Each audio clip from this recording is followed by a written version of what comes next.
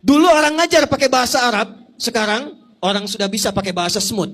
Makoli inna makoli fima makoli anta makoli alisikni. Masuk.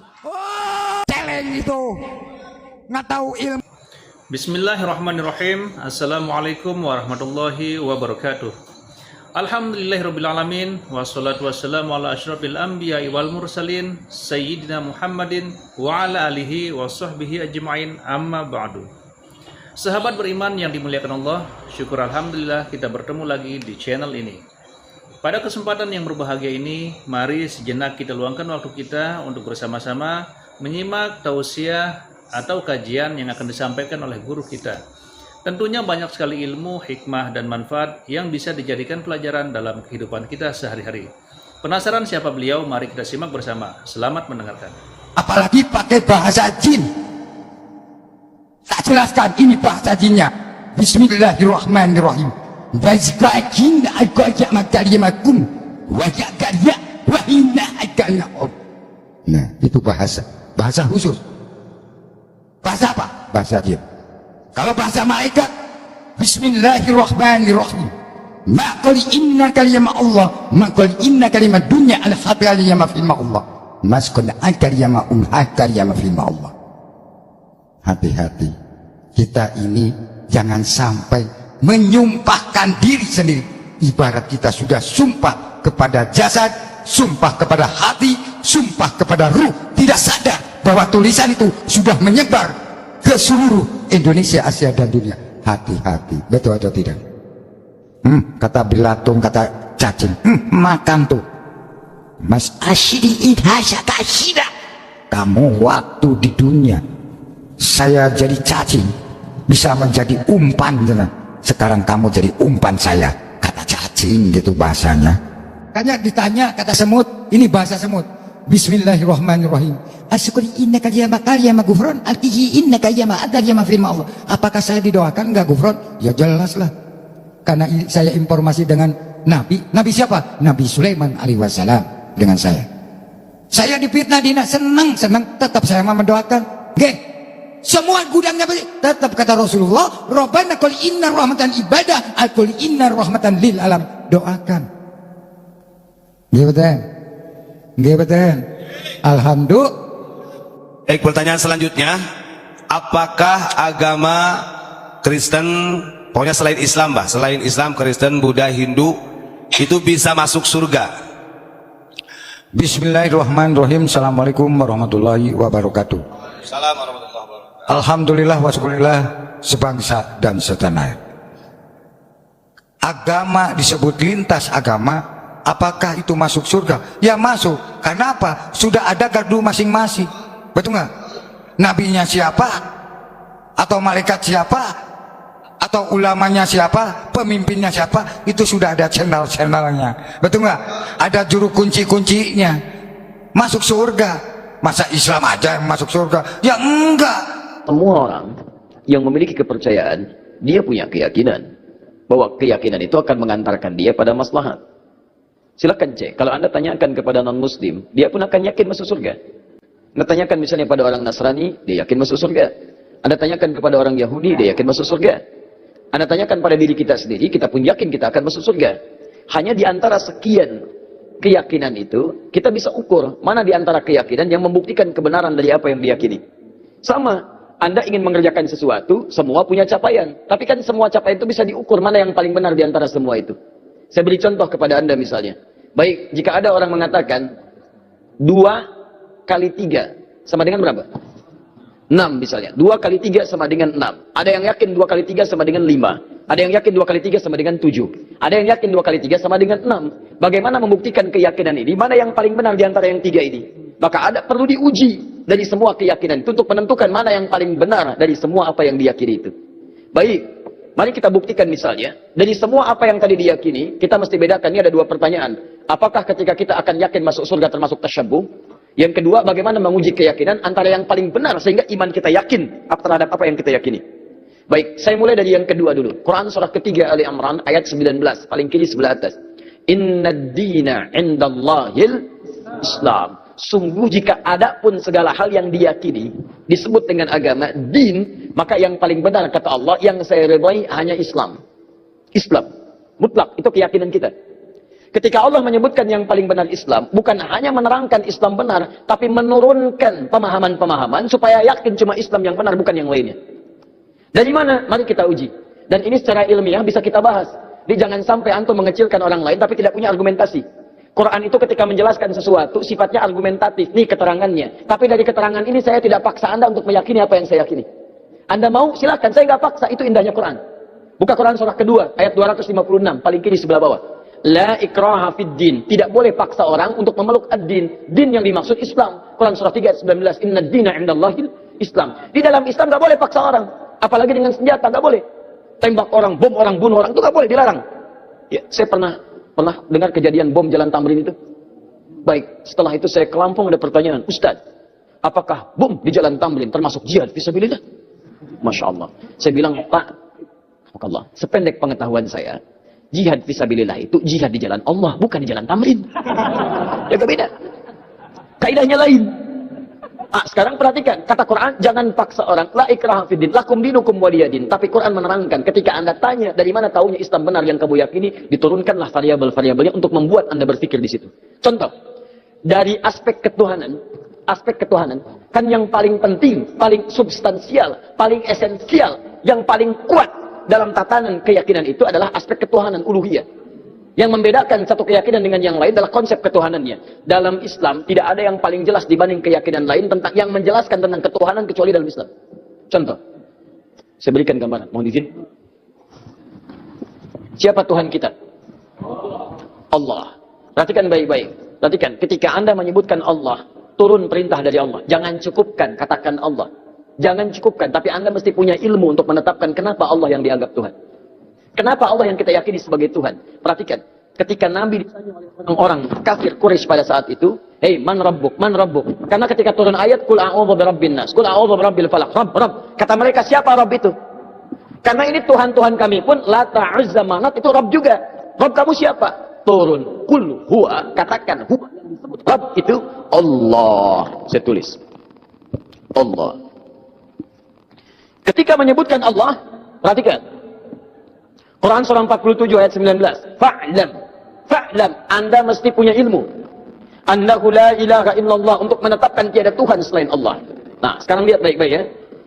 Dari namanya saja, Allah sudah menerangkan, saking jelasnya konsep ketuhanan dalam Islam, namanya saja itu tidak ada bandingannya. Kul, katakan Muhammad, huwa Allah, dialah Rabb itu Allah Ahad. Yang dari sifat namanya, dia punya sifat Ahad. Lihat sini. Kata Allah, kalau ada satu yang disebut Tuhan, dipertuhankan, maka ciri pertama, dia mesti beda dengan makhluk. Lihat baik-baik ya. Konsep ketuhanan dalam Islam mengatakan, setiap yang disebut Tuhan, yang diyakini sebagai Tuhan, itu mesti punya perbedaan dengan makhluk yang menuhankannya. Kalau Tuhan sama dengan makhluk, Khalik sama dengan makhluk, apa bedanya kemudian Khalik dengan makhluk? Di kaidah pertama, tidak boleh Allah sama dengan makhluk, Tuhan sama dengan makhluk. Kedua, tidak boleh bahkan Tuhan lebih rendah dari makhluk. Jadi kalau manusia makhluk kuat, Tuhan harus lebih kuat.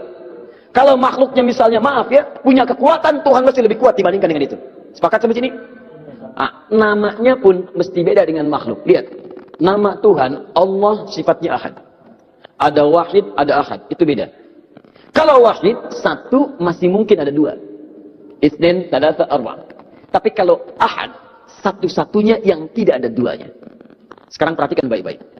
Dari segi namanya saja, itu sudah punya mukjizat. Kata Allah, nama ini tidak akan pernah ada duanya. Dan setiap Anda hilangkan setiap hurufnya akan menunjuk pada zat yang satu.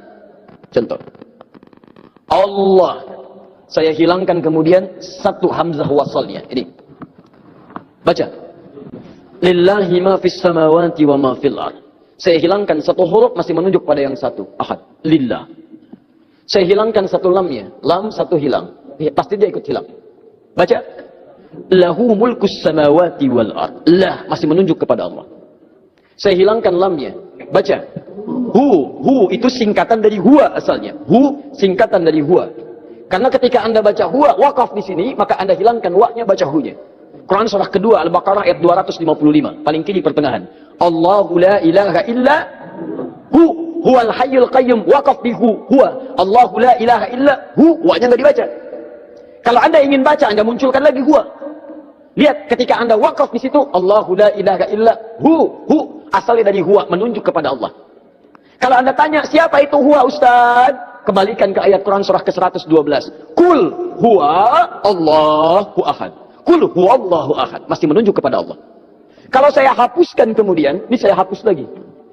Masya Allah, sangat luar biasa tausiah yang sudah disampaikan oleh guru kita. Sahabat beriman yang dimuliakan Allah, tetaplah di channel ini karena kajian ini belum selesai.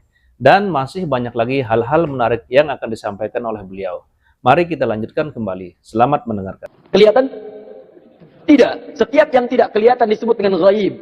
Maka Allah kemudian menerangkan dalam Quran surah kedua ayat yang ketiga. Alladzina yu'minuna bil ghaib. Masih menunjuk kepada ghaib itu ahad. Allah.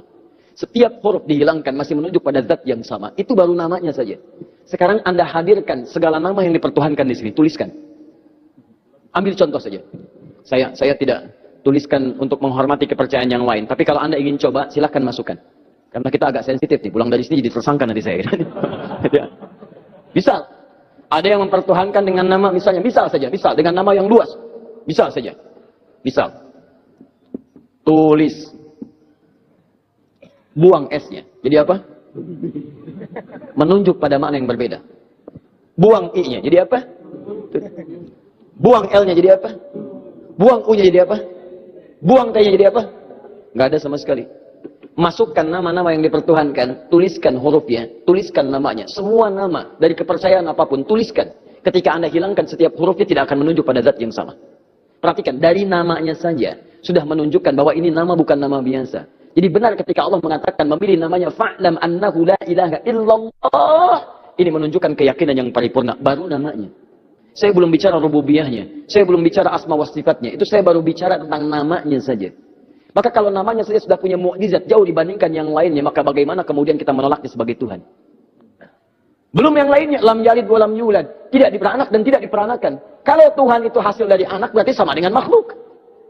Lihat kan bedanya, Tuhan, Khalik mesti beda dengan makhluk. Manusia mengandung, melahirkan. Tuhan tidak boleh mengandung, tidak boleh melahirkan. Kalau Tuhan mengandung, melahirkan, berarti sama dengan makhluk. Jelas ya? Baik, makanya Allah menolak. Saya tidak dilahirkan, saya tidak melahirkan. Kalau saya punya sifat itu sama dengan makhluk. Kalau kalian menyamakan Tuhan, kenapa kalian menyembah Tuhan? Masing-masing aja ngaku Tuhan. Baik.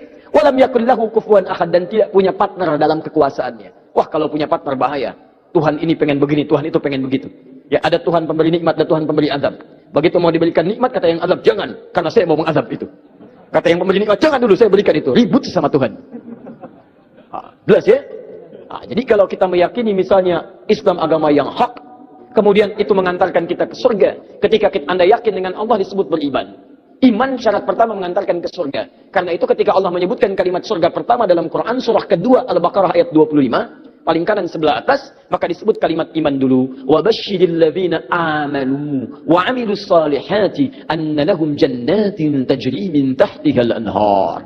Berikan kabar pada orang-orang beriman dan beramal soleh, maka mereka mendapat kesempatan untuk bisa masuk ke dalam surganya Allah yang mengalir sungai-sungai keindahan di dalamnya. Jadi ini yang pertama. Jadi kalau ada misalnya, mohon maaf, orang-orang meyakini, oh agama saya benar mengantarkan ke surga, kita bisa uji dengan keterangan-keterangan dalam Al-Quran. Jelas ya? Tayyib. Sekarang apakah kalau orang Yahudi Nasrani meyakini masuk surga, kita meyakini sama tasyabbuh? Anda pahami dulu apa itu tasyabbuh. Sehingga dengan memahami kalimatnya kita bisa menerangkan hukumnya. Nah, sekarang ini banyak orang menyimpulkan satu hukum tapi tidak paham dengan esensinya. Tasyabbuh itu artinya menyerupai perbuatan-perbuatan yang dengan penyerupaan itu mengesankan dia bagian dari orang yang mengerjakannya. Bisa. Tasyabbuh itu dibagi dua. Tasyabbuh yang bukan sama sekali. Nggak boleh. Yang terkait dengan ibadah kita. Antum kenal Kiai Haji Muhammad Hashim bin Ash'ari pendiri NU? Kenal di mana? Luar biasa memang gini. Utsman bin Affan kenal. Ini Umar bin Khattab kenal. Luar biasa ya. Kiai Hashim kenal. Dia sudah wafat, beliau sudah lama wafatnya. Kiai Haji Muhammad Hashim bin Ash'ari bin Abdul Wahid bin Abdul Halim. Abdul Halim dikenal dengan Sultan Hadi Wijaya. Ya. Atau dikenal dengan Pangeran Benawa bin Abdullah, dikenal dengan Joko Tingkir bin Abdul Aziz bin Abdul Fattah bin Abdul Rahman. Warid dan Aidul Yakin, anak dari Sunan Giri. Baik, anak Maulana Ishaq, anak dari Sunan Giri. Jadi masih nyambung ke Sunan Giri. Saya sebutkan tadi malam, ya, Sunan Giri punya beberapa anak, di antaranya adalah terhubung kepada ayahandanya Maulana Ishaq. Beliau mendirikan Nahdlatul Ulama tanggal 31 Januari tahun 1926, menulis 19 kitab. Saya punya semua kumpulan kitab beliau.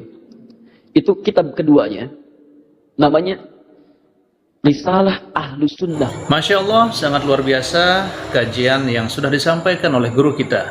Sahabat beriman yang dimuliakan Allah, tetaplah di channel ini karena kajian ini belum selesai. Dan masih banyak lagi hal-hal menarik yang akan disampaikan oleh beliau. Tetaplah di channel ini dan mari kita lanjutkan kembali. Selamat mendengarkan. Wal Jamaah. Buka di halaman ke-14. Paling kanan sebelah atas, baris yang kelima sampai 7. Ujung baris yang kelima sampai ke baris nomor 7. Itu beliau mencontohkan tasyabbuh paling gampang dipahami yang terjadi di Pulau Jawa dan sekitarnya di Nusantara. Dibuka di halaman ke-9, paling kiri sebelah atas, faslun, fasal, pembahasan fi dhuhuril bid'ah fi ardi Jawa. Tentang munculnya bid'ah. Bid'ah di sini bukan masalah fikih tapi akidah, keyakinan. Ya, di negeri Jawa, di Pulau Jawa. Kemudian wantisyariha wal mubtadi'ina fiha, dan penyebarannya bagaimana dia menyebar serta tokoh-tokohnya. Di antara yang disebut dengan bid'ah adalah tasyabbuh fil aqaid. Menyerupakan dalam keyakinan-keyakinan di pemeluk lain. Apa di antaranya kata beliau? Pada masa penjajahan dulu itu, datanglah kemudian para penjajah, plus bukan dengan penjajahan saja, tapi dengan keyakinannya. Mereka membangun kanais, pusat-pusat ibadah mereka. Ya, kalau dulu yang datang itu Portugis, maka dia bangun gereja, kemudian juga Belanda datang bangun gereja. Ketika dibangun, dia kemudian mengajak dengan misi supaya orang-orang convert pindah agama pada keyakinan mereka. Bagaimana caranya? Salah satunya dengan tasyabuh. Mengajak kemudian dengan pakaian-pakaian, ya ciri khas pakai topi-topi khusus, pakaian-pakaian khusus dengan pakaian yang dipakai mereka untuk ibadah. Ada yang memberikan biskuit, ada yang memberikan makanan macam-macam. Kata beliau, memberikan fatwa pada saat itu, siapa yang bertasyabbuh mengenakan pakaian bizayyihim, pakaian-pakaian khas mereka. Misal, maaf, ya pakaian topinya dipakai. Kemudian bisa menggunakan pakaian-pakaian tertentu yang memang digunakan untuk kepentingan ibadah agama tertentu. Maka beliau hukumi yang seperti itu tasyabbuh bil kufri fahuwa kafirun wa haramun. Yang seperti itu dihukumi dengan haram. Tasyabbuh itu artinya menyerupakan dari perbuatan yang dengan perbuatan itu menunjukkan pola ibadah tertentu, pola keyakinan tertentu yang dilarang dalam Islam. Jelas? Ada orang beda kepercayaan dengan kita, dia mengenakan pakaian, tak ikuti pakaian itu disebut tasyabbuh yang dilarang. Ada orang punya kebiasaan, misal ada ulang tahun, tiup lilin, tiup lilinnya, tiup, nggak mati-mati, ya Masya Allah, karena lilin ditutup dengan gelas, ya kan, Masya Allah. Tiup, bisa, nggak mati-mati, tiup, nah itu kebudayaan yang dilarang. Valentine misalnya kan, Valentine, 17 Februari, kebudayaan datang dari luar, ya bertentangan dengan nilai agama, merusak akidah, muncul banyak yang haram di situ, ikhtilat di antara remaja, haram. Anda ikuti tasyabbuh dengan itu haram hukumnya, itu yang disebut tasyabbuh. Ya, tapi kalau tasyabbuh dalam muamalah yang dibenarkan, itu gak ada masalah. Misal orang Yahudi pakai pesawat, kita pakai pesawat itu gak ada masalah. Ya jangan diserupakan. Pesawat, Yahudi pakai pesawat, saya pakai pesawat, haram. Masya Allah. Tiba-tiba datang panggilan, haji, menunaikan ibadah haji. Baik, hei siap berangkat besok, haji, Masya Allah, siap. Pakai apa? Pesawat, haram ah. Mau pakai apa? Kuda aja. Mahal. Bagaimana pakai kuda dari Lombok ke Mekah? Susah.